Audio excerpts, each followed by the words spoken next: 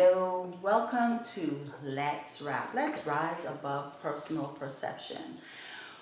Woo, we're so happy to be with you in this time and in this moment, and we're so grateful for this series that we've been given, a relationship series, because it's, relationships are just being attacked left, right, and center. And I want to say at the onset of this segment, our segment today is how can we save our relationship? And even though we've touched on like marital relationships and relationships of intimacy, I want you to think about what you're hearing in terms of any relationship, whether it's a relationship with your spouse, with your significant other, whether it's a relationship with your child, whether it's a relationship with your parent, whether it's a relationship with a friend, whether it's a relationship with a coworker or a boss. What we are talking about can be applied to any relationship. And last week we talked about some key components that are needed to have a successful relationship. And we ended last segment, is my relationship over? Mm-hmm. We ended that segment talking about patience. And we intentionally ended where we did to really just allow you to sit with that. Sit with putting yourself on blast. Sit with looking at yourself in the mirror. Sit with looking deep within yourself as to, whether or not you are an obstacle to your relationship, whether or not you are projecting energies that are conflicting and interfering with what it is that you truly desire in your heart. Because a lot of times we turn our back on a relationship, or we neglect to be what we are required to be in a relationship, because we get frustrated or irritated or aggravated or attached or addicted or dictated to. But ultimately what ends up happening in a lot of relationships is our patience wears thin. You'll hear a lot of people talking about, my patience just wore thin, mm-hmm. And it was just over. And, I was very honest about, that pretty much was the basic reason why I departed from my first marriage. My patience had just worn out with the whole thing.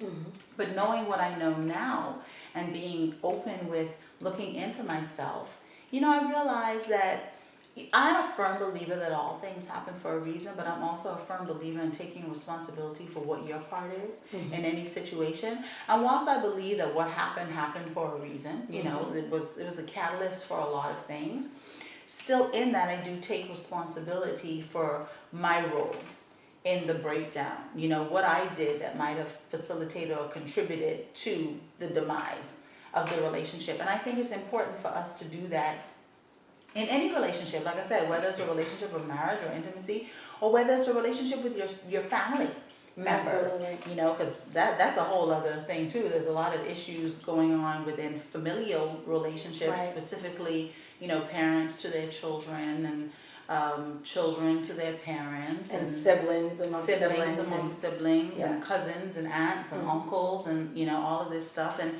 at the end of the day, we have to realize and be willing to admit that the only person who we are responsible for the actions of, in terms of being able to change it or affect it, is really ourselves. Absolutely. I think that you make a very good point, in identifying that even though all things are divine, mm-hmm. and that everything works for, divine providence and has a reason for the season, it has a reason for the moment, everything is purposeful.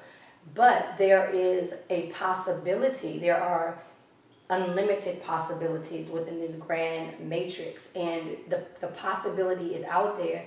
And as we like to remind people to have their heart and their minds connected and married, so that they can co-create what is impassioned within them, that has been endowed within them. So if you talk about being able to how to co-create your own experience, or how to co-create your own reality, and then you turn around and have these realities and then don't take responsibility of how you co-created that reality, and then collapse on, well, this happened for a reason, this is a purpose. That is true, because there is a purpose and a reason and a divinity and a solution and a healing in every probability that there is. Right. Because every possibility has a curse and a blessing attached to it, because that frequency is nothing but the negative and the positive, right. of every integer. Right. That is in every string. extreme. So what we have to be cognizant of is, it's just, I still have chills, and I'm still even, it's settling in my spirit what you said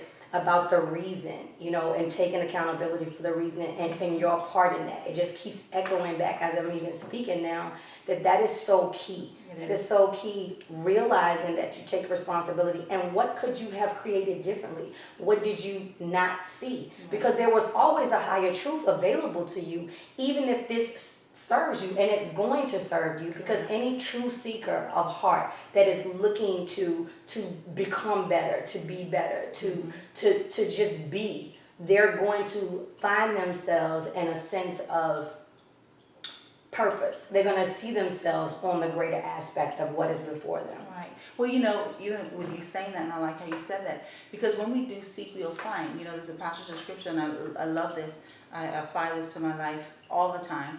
Ask and it shall be given. Seek and you shall find. Knock and the door shall be open unto you.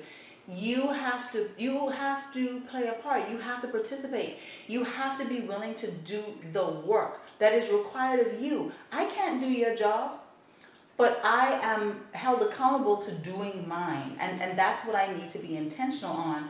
But also understanding that if we're doing something together, if we're accomplishing something together, you do your part, I do my part. But it's important that I do my part, because together, the two parts are going to come together to work. And so that's one of the things with relationships. One person can't have a relationship. It takes more than one person to have a relationship. Yeah, we can have a relationship with ourselves, but when you talk about having a relationship with someone else, it requires more than one person's participation in it. Absolutely. So, a lot of people talk about with relationships 50-50. And I don't like that. I don't like that term at all, because to me that says you're bringing half to the table and I'm bringing half to the table. It's 100-100. You have to be willing to fully participate, because one of the things that I've come to realize is what you put in is what you're going to get out. So if you're only willing to put 50% in and you're only receiving 50% back, well, you are getting your investment. You're getting the return of what you're giving. And so, a lot of times we're gonna try to break things down, and look at it from the simplest perspective, but we don't encourage you to stay there. Right. Go higher, but a lot of times we intentionally bring it simplistic because we really want everybody to be able to understand it. And when you get a little drop of something, then a revelation can come, from that, or you get an aha moment, right. As a result of that. So, that's our intention. We don't encourage you to stay there. We encourage you to rise and rise and rise and rise. Exactly. Yeah. But we have to be willing to do the work. And so even in your relationship right now, wherever it is, as we're talking today about how can I save my relationship, well, the question I want to pose to you is, number one, are you willing to do the work? Mm-hmm. Because if you're not willing to do the work, I'm sorry, but then you've taken a road, that has a slower vibrational rate that will slow down the energies that would be available abundantly to help them. To help, exactly. You will obstruct, but only temporarily, because spirit will move you eventually, Mm-hmm.